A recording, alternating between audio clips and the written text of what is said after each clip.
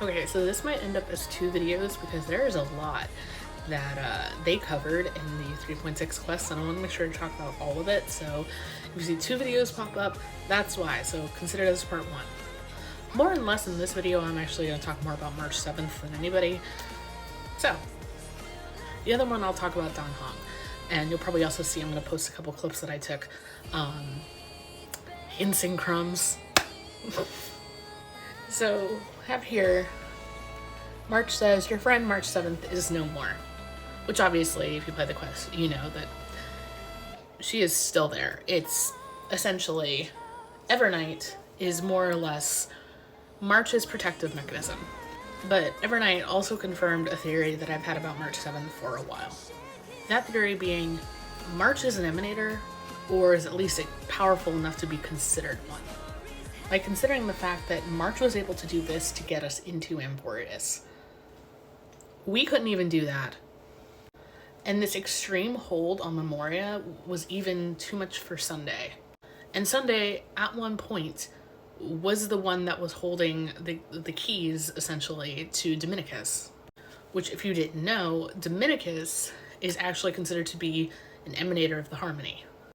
Now, this is where it got interesting, because I've had also this theory for a while, that Fuli is not who we thought that they are. Because even the Memo Keepers mention that Fuli abandoned us. The pure child of Ansarova, that is another name for Fuli. And this too, if a new life is to be born, the scene has to be dead. If you know how the quest ends, you know exactly what they're talking about here. Because Fuli sided with the destruction. That war among the Aeons, that's already started. We're over here thinking, oh, it's not, no, it's begun. It has already started happening. Emporius is a big indicator of that war. And something too as well, Cyrene being aware that our Orynyx is essentially Fuli, she has willingly stepped on this path and sacrificed herself after accidentally stepping on the path. And even Don Hong confirms that fact. And it's for another purpose, clearly. It's a cold, empty void. It's a cold, empty void.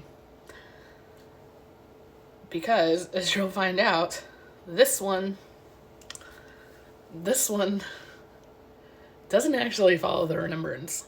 And a lot of people thought for a long time that she was maybe an emanator of Fuli. No. There were a lot of keywords, and it didn't get confirmed until the very end of the quest over that overtext what Evernight actually is. Considering that that Evernight is March 7th and is just a protective mechanism of March 7th, and there's a reason why Fuli and everybody did not want March to receive her memories back. Yeah, and Black Swan, I'm not a fan of you right now, girl. Black Swan being deceived, yep. Cyrene being deceived. Because, yeah, Fuli deceived Cyrene. Because Fuli sided with the destruction. Because she unknowingly stepped on the path. And so every time, Fuli was like, hey, if you, sacrifice yourself, it'll be fine. So, that was a lie. And this is Evernight confirming what I've been saying. Because Fuli doesn't care to save Emporius. They're going to drain it and make it essentially more power for the Garden of Recollection, and thus more power for the destruction. And this part was scary, by the way, but it confirmed a couple of things. She can sense the remembrance inside Black Swan. And Black Swan confirms, your true form is a bottomless obsession. Obsession, very key word here. Because you might think, veracity. No. We know Gallagher is associated with Mythos because he's a history fictionologist. Now I'm going to read a little entry for you from the databank about Mythos, right? The Enigmata. It is a fallacy that all things can be experienced and recognized. The living seek to produce prophecies of the unknown based on their limited grasp of order, but little do they know that the universe has no end and that the truth is but a fevered dream.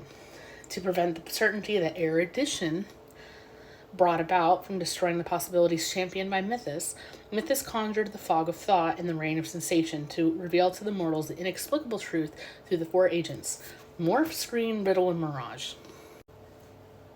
obsession. An obsession to kill the Path of Remembrance. Because you know what Mythos is? A shard of Fuli. And what is March? If you watch the Myriad Celestia trailer, what is March? A shard of Lumenflux. A shard of Fuli. Of course, we get our girl back when Evernight finally relinquishes control and lets March have herself back.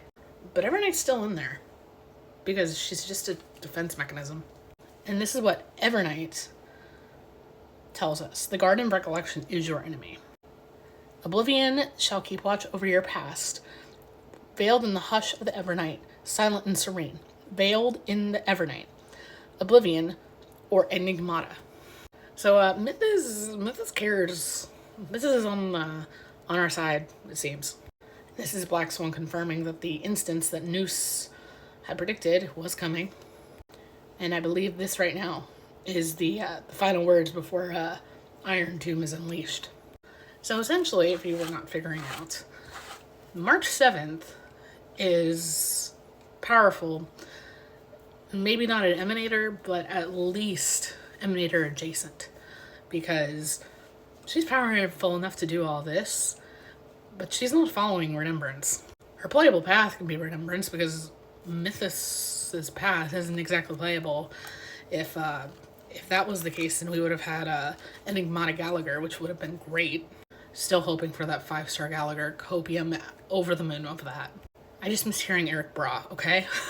And I'll touch a little bit on the permanents in my next video because I want to talk about the permanents and I also want to talk about Dan Hong and Dan Feng and just the understanding that Dan Feng is essentially no more. But yeah, let me know what you think in the comments.